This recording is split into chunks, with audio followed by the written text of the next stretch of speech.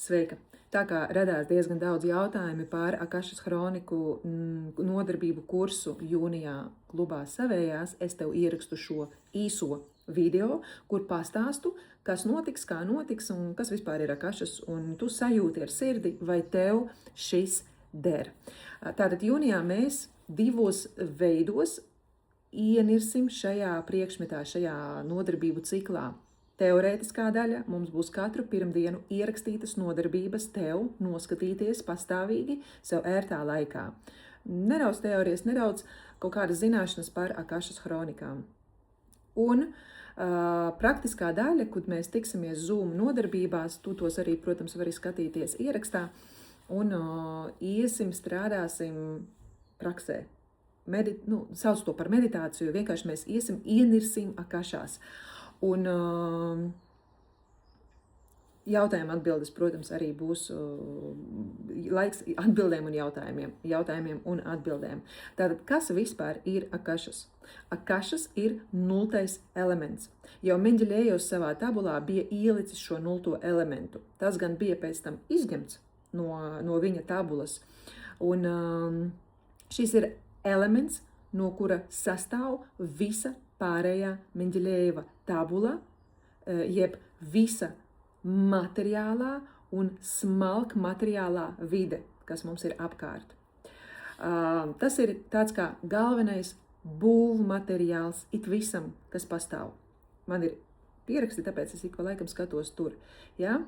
Taču, ja mēs skatāmies nevis no fiziskās, bet no tādas ezotēriskā skatu punkta, tad Akašas ir tukšums. Tā ir telpa bez telpas. Un šajā telpā bez telpas atrodas visa pirmatnējā informācija. Un šī informācija ir slāņa veida. Un mēs caur šiem slāņiem mācīsimies tā kā ar asu bultu izdurties cauri līdz informācijai.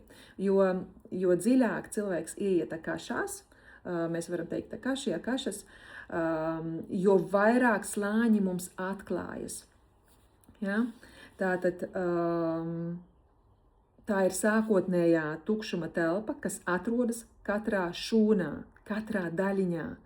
Aptuveni 98%, ja es nemaldos, no katras šūnas, katras daļiņas sastāv no tukšuma.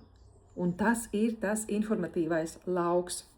Un tas ir arī mums nepieciešams. Mums ir nepieciešams nokļūt līdz šim tukšuma laukam. Un mēs piekļūstam hronikām, mācoties ieiet šajā tukšumā, kā jau es teicu, un tāpēc ļoti bieži mēs redzam Akašas kā bibliotēku. Ja? Jo dziļāk tu dodies šajā bibliotēkā, jo vairāk informācijas, jo vairāk slāņi tev atveras. Tā kā informācijas tāda kaskāde notiek. Un attīstot šo prasmi, Akašas hroniku nolasīšanas prasmi, mēs varam arī paņemt, piemēram, 200 gadus vecu priekšmetu un nolasīt informāciju par šo priekšmetu. Piemēram, nolasīt, kam tas piederēja, kādā stāvoklī atradās tā īpašnieks, iegūt informāciju par šo īpašnieku, par šo cilvēku, par viņa apkārtējo vidi un pat par civilizāciju, kas tajā laikā dzīvoja. Saprotat, es jums pat pateicu pa slāņiem, kā mēs varam lasīt šo informāciju. Taču mums pat nav nepieciešams kaut kāds priekšmets, fizisks artefakts. Mēs varam nolasīt informāciju ar nodomu palīdzību. Pieslēgties tam, ko mēs vēlamies uzzināt. Tas jau ir tāds next level, augstākais līmenis, šo mēs šeit nedarīsim. Bet šobrīd es jums pastāstu par potenciālu, kas ir pieejams caur Akašas hronikām.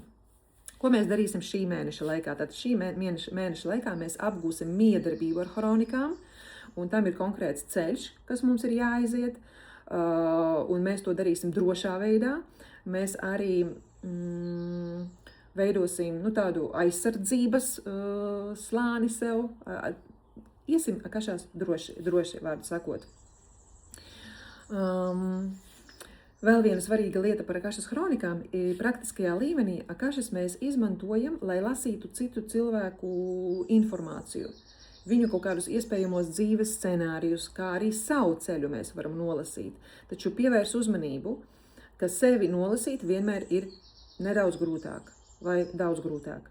Tas ir katram individuāli. Kad mēs lasām cilvēkus, citus cilvēkus, ir tīpaši tos, kas ir atvērti ar atvērtām sirsniņām, informācija plūst un nāk viegli. Taču ar sevi tas ir nedaudz sarežģītāk, jo mums tur pieslēdzas ļoti prāts. Taču mums būs arī drošības tehnikas, pēc tam mēs par to visu runāsim. Un šī tāda kā ievada nodarbība tev pat jau, jā, taču ļoti svarīgu informāciju es jau tev stāstu. Un mēs nākošu nedēļu jau sākas kursus, pirmdien būs nodarbība teorētiskā, un pēc tam nedēļas vidū kaut kad būs prakses saplūšana, kur mēs pieskarsimies akašām.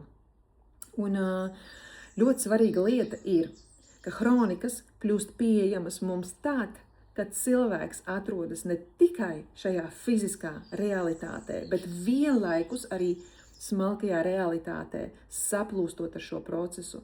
Mēs savās enerģijas praksēs ļoti bieži arī jau to darām apzināti vai neapzināti.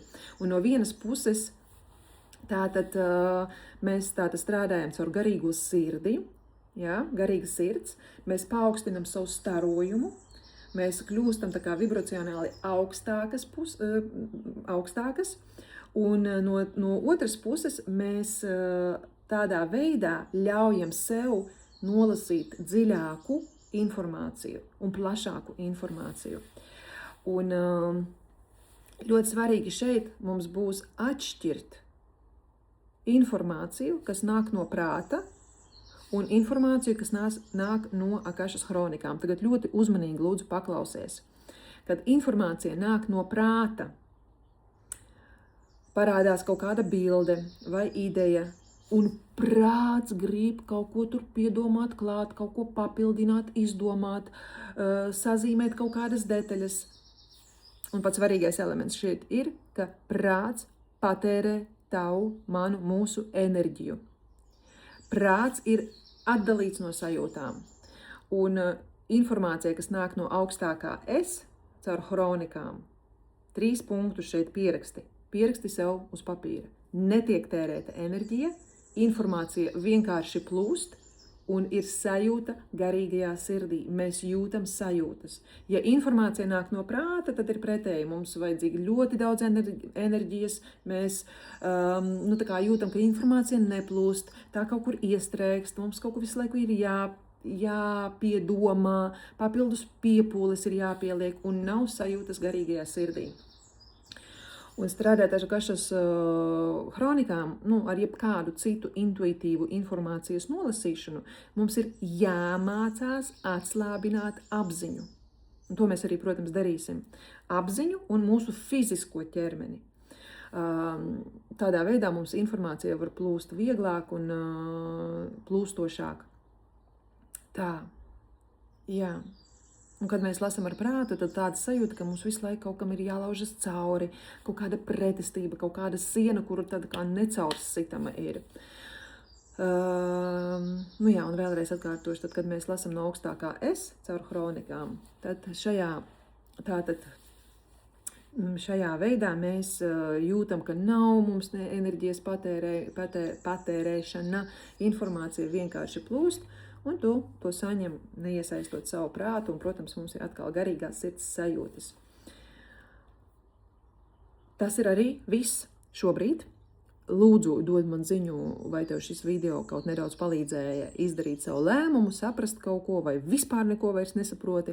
Bet, ja tu jūti atsauksmi, ja tu jūti tādu rezonansi, un tu jau gribēji noskatīties šo video, tad vienkārši atnāc un ienirsti šajā piedzīvojumā ar mums. Es tev saku paldies, un mēs tiksimies, kad pienāks laiks.